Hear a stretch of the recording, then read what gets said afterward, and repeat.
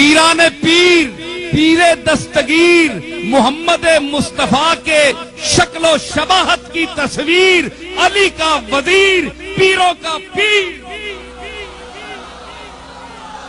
شیخ المشارق والمغارب، ابن الزرغام الصالب، علی ابن ابی طالب، اسد اللہ الغالب، شیخ عبد القادر جیلانی رحمت اللہ علیہ، سب سے بڑا توحید کا مدرس۔ یہ الگ بات کہ ہم آج اس کے 11ویں کھا رہے ہیں، لوٹ رہے ہیں اس کو اس کے نام پر۔ ہم نے اس کی تعلیم چھوڑ دی، چاہے کوئی پیر ہو، چاہے کوئی مولوی ہو، اللہ کا نام چھوڑ دیا ہم نے۔ شیخ عبد القادر کے مواعظ کو ہم نے تاکہ نسیاں پر رکھ دیا، صرف اس کو 11ویں دینے والا پیر سمجھ لیا۔ اس کے نام پر ہمیں لوگ 11ویں دیتے ہیں، ہمارے ہاتھ چومتے ہیں، ہم کروڑ پتی بن گئے ہیں اس کا نام کھاتے کھاتے۔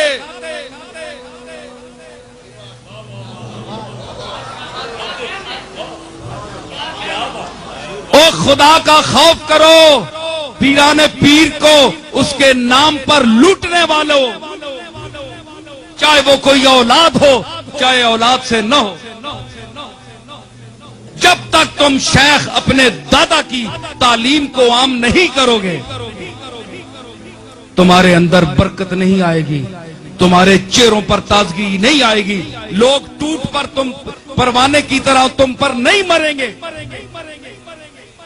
حق کہو، سچ کہو، اللہ کے نام کو بلند کرو، اور وہ درس پڑھو جو شیخ عبد القادر نے اپنے مواعظ حسنہ میں 40 سال مسند بغداد پر بیٹھ کر دیا۔ تم آج فرقوں میں پھنس گئے ہو۔ اچھے اعتقاد کے اعتبار سے تو بریلوی ہونا اچھا ہے کہ عشق رسول ہے، اس میں محبت اولیاء ہے، لیکن بعض اس قسم کے لوگ کہ اس میں اتنا غلو انہوں نے کیا کہ انہوں نے حفظ مراتب کا لحاظ بھی چھوڑ دیا، اللہ اور بندے کے درمیان بھی فرق ختم کر دیا۔ تو مذاہب میں نہ الجھو، مسالک میں نہ الجھو، اپنے اولیاء اللہ کی اور ان کی تعلیمات پر عمل کرو، تب اگر کوئی ان کے نام پر تمہیں دے بھی دے تو تم کھاتے ہوئے اچھے بھی لگتے ہو۔ کوئی کام بھی تو تم نے کیا ہے، ہٹے کٹے کام بھی کچھ بھی نہیں، نہ محنت نہ مزدوری، کھانے رہو چوری، تو ساں کہوے مجبوری۔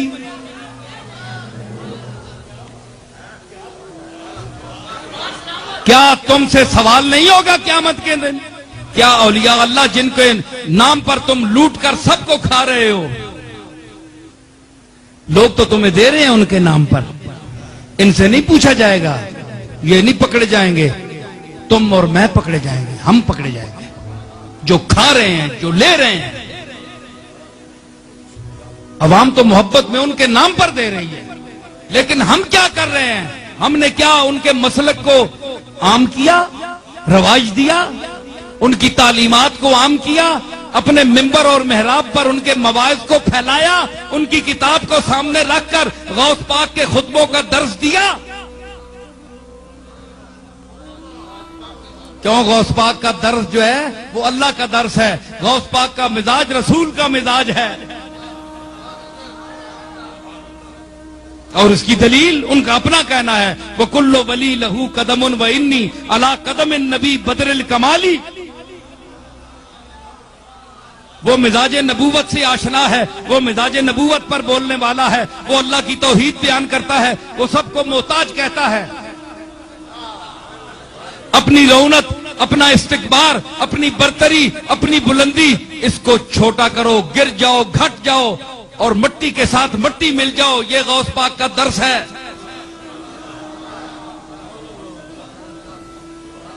اگر آج کے پیر، آج کے مشائخ ان اکابر کی تعلیمات کا درس دینا شروع کر دیں تو ان کے خیال کے مطابق ان کی یہ چلتی ہوئی دکانداری بند ہو جائے۔ اس لیے پیران پیر کا درس نہیں دیتے، اپنی درگاہوں میں مولویوں سے اور درس دلواتے ہیں اور باتیں۔ میں نے بڑی درگاہیں دیکھی ہیں، اپنی درگاہ بھی ہے ہماری، بہت ساری دیکھی ہے، کوئی کام کی بات نہیں ہوتی، ایسی باتیں جس سے کھچ کھچ کے لوگ بس صاحب مزار اور جو موجودہ پیر صاحبان ہیں ان کے ساتھ نتھی ہوتے جائیں، بس ان سے چمٹتے جاؤ، ان کو پیسے دیتے جاؤ۔ بھائی کیوں دیتے جائیں؟ انہوں نے کیا کیا ہے؟ ان کی خدمت کیا ہے؟ ان کی باپ دادا کی خدمت ہے، ان کی کیا ہے؟ ذاتی خدمت کیا ہے؟ ہمارا کوئی پیسہ حرام کا ہے پہ ان کو دیتے جائیں؟ سمجھ آئی؟ تو کم از کم سوچو، دینے والے بھی سوچیں کہ ہم کن کو دے رہے ہیں اور کیا یہاں ہو رہا ہے۔ کیا کوئی غوث پاک کی تعلیم عام کی جا رہی ہے یا صرف 11ویں منائی؟ 11ویں منانا کوئی سنت تو نہیں ہے، کوئی فرض تو نہیں ہے، کوئی واجب تو نہیں ہے۔ جس کو آپ نے فریضہ سمجھ رکھا ہے یہ کچھ بھی نہیں ہے، ایصال ثواب کی ایک دعا ہے۔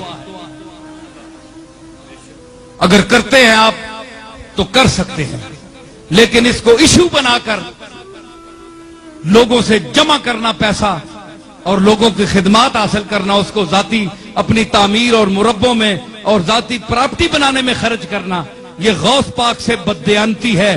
ایک ایک کا پائی پائی کا قیامت کے دن غوث پاک حساب لے گا۔ دنیا میں تو گل چھڑے اڑا لیں لیکن غوث پاک چھوڑنے والا نہیں ہے، کیونکہ غوث پاک نے جو تعلیم دی ہے وہ اللہ کے لیے دی ہے، اس لیے اس کی تعلیم کو عام کرو، پھر اگر تمہیں کوئی دے تو تم اچھے بھی لگتے